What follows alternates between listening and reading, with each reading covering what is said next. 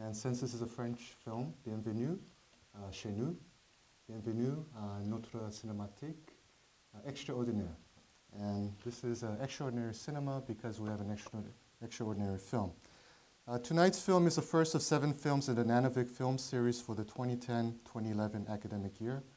My name is Joon Magnan-Park. I'm an assistant professor in the Department of Film, Television, and Theater, faculty fellow at the Nunavik, and also a member of the film series committee.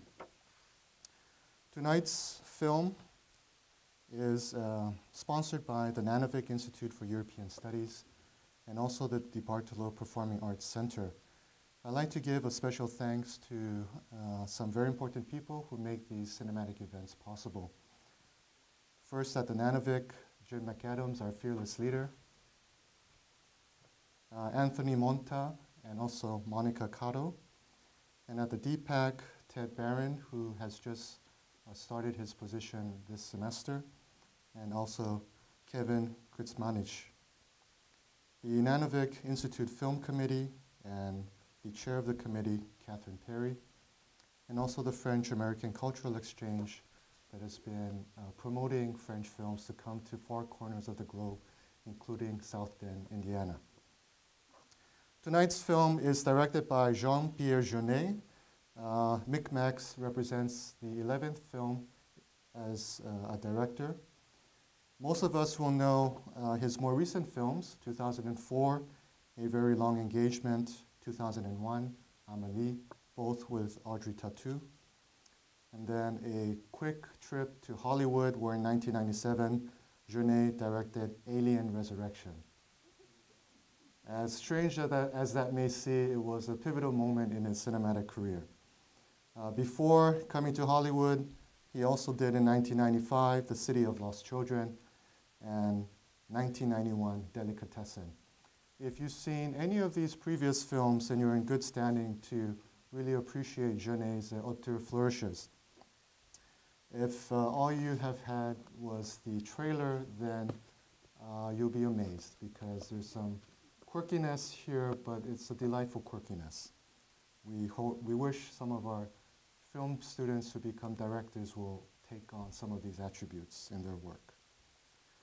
So we've all had a wonderful long summer of suntans, barbecues, and being inundated with Hollywood summer blockbuster films. But after the marketing hype of opening weekend, we have to ask, where's the beef? A lot of money, a lot of technology, a lot of everything, but not much to show. The problem, of course, with Hollywood cinema is that there's a vacuousness of aura. It is a cinema of excess and empty calories. So while we may have enjoyed our popcorn and Coca-Cola, we need something more nourishing. So let's go and look at a cinematic diet based on the Mediterranean cuisine. So let's think back at the origins of the cinema, that it has a French legacy, and that the French approach to cinema is still very strong. So as a film scholar, what I like to do in my introduction is give you a quick walk through this French cinematic legacy and give you a chance, as you watch Micmacs, to see which of these traditions you can connect with. And perhaps this will compel you to take future film classes, and if that's the case, it's really good. So 2 great individuals in early French cinema. One would be the Lumiere brothers. The Actualités, these short documentary films that just captured everyday reality. We can call these snapshots of the quotidian. With our home movie cameras, this is what we do, right? We make documentaries of our everyday life. But what the Lumiere brothers did with their Actualities was to bring magic within the mundaneness of everyday life. And then we also have Méliès. We think about his film, A Trip to the Moon. And here Méliès is using all the fancy tricks of the cinema and photography to create imaginative flights of fancy. So the idea of the cinema as an escapist, entertaining medium is really from his tradition. Then we switch to the 1930s and the birth of poetic realism. Here, directors such as Jean Renoir presented us with a poetic beauty within the struggles of the common citizen, but because it was following the devastation of World War I in France, most of these narratives ended very tragically. The post-World War II era brought with it the birth of the French New Wave. Cinema came to being as the seventh art. And key to the French New Wave was the acknowledgement of a new generation of youth for whom the cinema became a global cultural referent. These filmmakers were very French, but they also grew up with classical Hollywood cinema, A films as well as B films. And so in the French New Wave films, they do reference classical Hollywood films.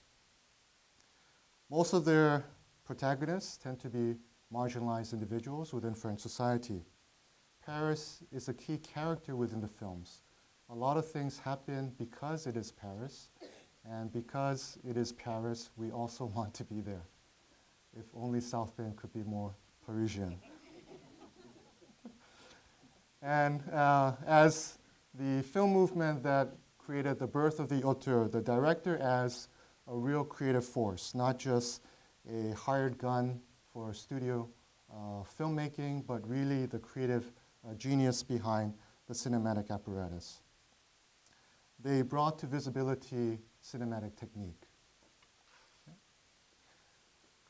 Then, of course, we have the onslaught of Hollywood blockbuster cinema, the birth of New Hollywood, Star Wars and Jaws, and everything else afterwards. And so the French response was called le cinéma du look, the cinema of the look, right? Meaning, as what the French critics would call it, all surface and no substance. But I'd like you to think twice about this quick and easy dismissal, because if we look at the French New Wave as a response and engagement with classical Hollywood cinema, then le cinéma du look is an engagement and response to New Hollywood. So blockbuster film should not be exclusive to the American cinema, but this is a model that can be equally infused with French characteristics. So Jean-Pierre Jeunet, all of his films provide us with socially marginalized protagonists. These are the kind of people that if we walk around day to day, we don't even notice them. And if we do notice them, we don't remember them. And yet, in his films, these are the characters that have such wonderful lives that we wish our lives could be equally marginalized. There's a centrality of heterosexual romance, as all French films do. It's all about l'amour. And in the French New Wave tradition, there's a creative inventiveness of cinematic technique, so that in Jeunet's films, we see film technique used in a manner that is really delightful. We notice it, it stands out, and sometimes it jars us out of the narrative illusion, but it's really delightful. And it has a purpose, and I wish more Hollywood directors would watch these films and try something similar. So Micmacs Attire Larigot is a 2009 film. We have Jeunet working with Danny Boone for the very first time. And unfortunately, we don't have Audrey Tautou. It's kind of sad for me. But, so Danny Boone plays a character who has a life-altering injury. It would be, the worst disaster possible. It is a handicap of titanic proportions.